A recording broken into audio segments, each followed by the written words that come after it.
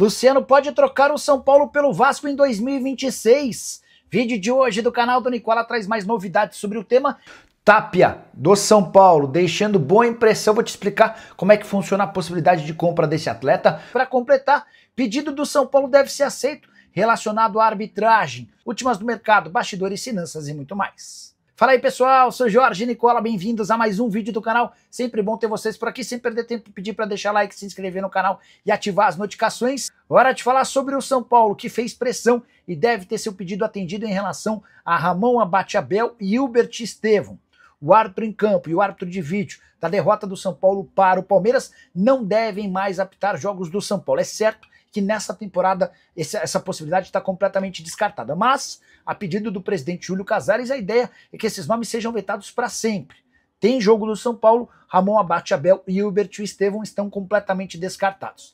O Samir Chaldi, que é presidente da CBF e torcedor do São Paulo, ainda não cravou o aceite em relação a esse pedido, mas tem debatido com o Júlio Casares os prós e contras em relação a essa situação. Posso dizer que dentro do São Paulo há otimismo de que esse pleito será atendido e Ramon Abate-Abel e Hilbert Estevão serão banidos quando os jogos forem do São Paulo. Só para lembrar, a divulgação dos áudios das conversas entre o árbitro em campo e o árbitro de vídeo só reforçou a revolta dos dirigentes do São Paulo para com a atuação dos dois.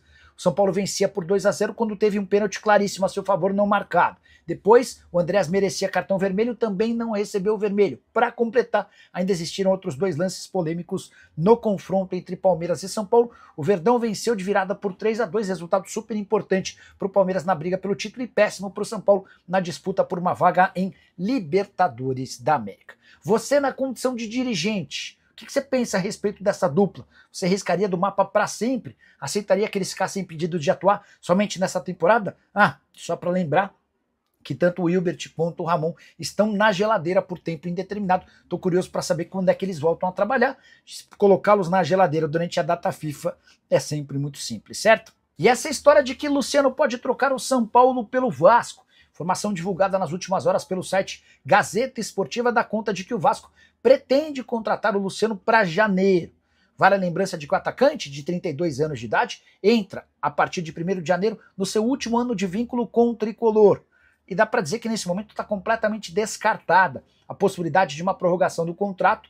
Luciano anda com o seu filme queimado, especialmente depois dos gols perdidos nos dois confrontos contra a LDU que causaram a eliminação do tricolor nas quartas de final da Libertadores da América. Números do Luciano em 2025, 47 jogos, 13 gols e 6 assistências.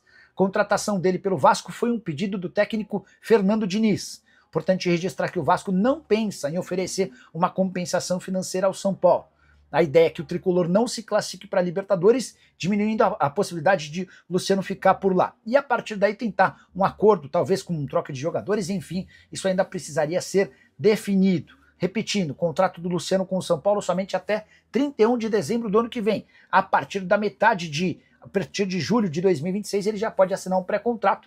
Aguardemos cenas dos próximos capítulos. Luciano, cujos vencimentos hoje giram na casa dos R$600 mil mensais. Pergunta que eu deixo para você, torcedor do São Paulo. O que você pensa sobre a possibilidade de perder o Luciano para o Vasco? E você, torcedor cruzmaltino, gosta da possibilidade? Entende que o Luciano seria um bom acréscimo para o Vasco em 2026? Já uso o espaço para comentário para registrar sua opinião. Só não esquece de deixar like, de se inscrever no canal.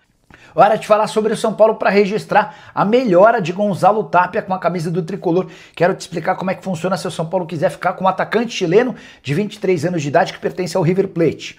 Tapia chega ao São Paulo com enorme desconfiança, até porque a passagem dele no River era horrorosa. 7 jogos, nenhum gol e nenhuma assistência. No São Paulo, em sua fase inicial, também não foi legal.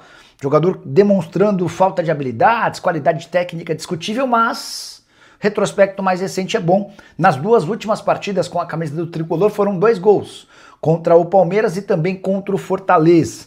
Tapia que já soma 10 jogos e 4 gols com a camisa do São Paulo, são números bem superiores, por exemplo, a da sua passagem no River Plate. O empréstimo do Tapia junto ao River Plate se encerra na metade do ano que vem. E o São Paulo ainda tem tempo para optar ou não pela compra do atleta. São Paulo não quer confirmar ou admitir o valor fechado para a compra desse jogador, mas eu posso assegurar para vocês que essa opção de compra gira na casa dos 2 milhões de euros. Exatamente o mesmo valor que o River Plate desembolsou quando o contratou da Universidade lá do Chile. Só para arrematar em relação ao Gonzalo Tapia, além do crescimento com a camisa do São Paulo, ele também melhorou no futebol da sua seleção.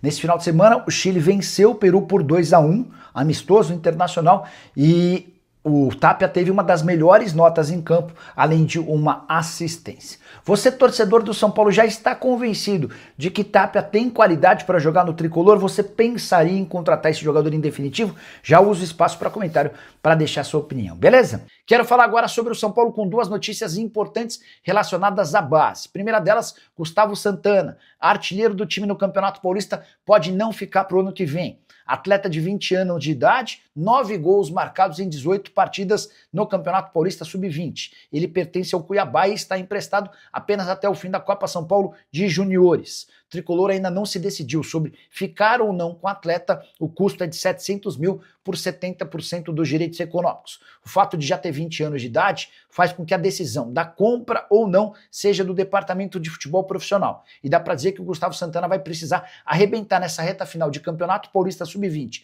e na Copa São Paulo para ser adquirido.